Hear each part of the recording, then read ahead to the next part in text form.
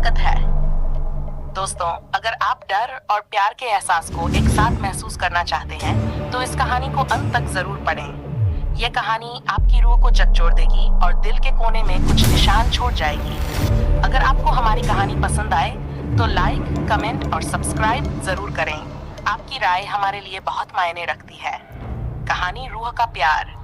ये कहानी है एक छोटे से गांव सुरखपुर की, जहां की हर गली के बारे में कहा जाता था कि वहां रात में अजीब अजीब आवाजें सुनाई देती हैं। गांव के किनारे एक पुराना हवेलीनुमा बंगला था जिसे लोग आत्माओं का बसेरा कहते थे। लोग कहते थे कि जो भी उस बंगले के अंदर गया वह कभी वापस नहीं आया। कहानी शुरू होती है आर्यन और अनुष्का से। आर्यन एक फोटोग्राफर था जो डरावनी और खौफनाक जगहों की तस्वीरें खींचने के लिए जाना जाता था।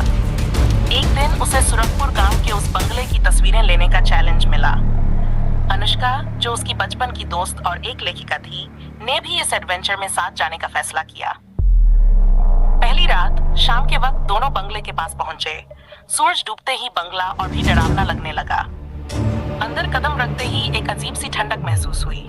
हर तरफ जाले, धूल और टूटे हुए फर्नीचर पड़े थे। आर्यन कैमरा लेकर तस्वीरें खींचने लगा, जबकि अनुष्का हर कोने को गौर से देख रही थी। अचानक उन्हें एक कमरा दिखा। कमरे के दरवाजे पर खून से लिखा था, यहाँ से वापस चले जाओ वरना पछताओगे। अनुष्का ने पीछे हटने को कहा, लेकिन आर्यन ने इसे अनदेखा कर दिया। जैसे ही उन्होंने दरवाजा खोला, अंदर एक पुरानी डायरिया मिली। डायरी की कहानी। डायरी एक लड़की, वायोमी, उसमें लिखा था कि वह इसी हवेली में रहती थी और उसका प्यार अभिराज से था। अभिराज को समाज ने गरीब होने की वजह से ठुकरा दिया था और वायोमी को उससे मिलने से रोक दिया गया। जब दोनों भागने की कोशिश कर रहे थे तो वायोमी के परिवार ने अभिराज को मार डाला। ये सब वायोमी के सामने हुआ और उसने दर्द में आत्महत्या कर ली। डायरी के आखिरी पन्ने पर लिखा था, जो कोई भी हमारे प्यार की दास्तान जानने की कोशिश करेगा उसे वही दर्द महसूस होगा। भूतिया घटनाएं। डायरी पढ़ने के बाद हवेली के अंदर अजीब घटनाएं शुरू हो गई। अचानक दरवाजे खुद ब खुद बंद हो गए। एक आवाज गूंजने लगी, तुमने हमें जगाया है, अब हमारे साथ रहो। आर्यन और अनुष्का ने दरवाजा खोलने की कोशिश की, लेकिन वह हिला तक नहीं। तभी उन्हें एक धुंधली आकृति दिखी। ये वायोमी की आत्मा थी। उसकी आंखों में गुस्सा और दर्द था। उसने कहा, तुम हमारे प्यार का मजाक बनाने आए हो, अब तुम वापस नहीं जा सकते। आर्यन ने हिम्मत जुटाकर कहा, हम तुम्हारी मदद करना चाहते हैं, तुम्हारी कहानी दुनिया तक पहुंचाना चाहते हैं। वायोमी की आत्मा एक पल को ठहरी और फिर बोली, अगर तुम सच्चे हो तो तुम्हें मेरा दर्द महसूस करना होगा। अभिराज को तलाशो और मेरी आत्मा को मुक्ति दो।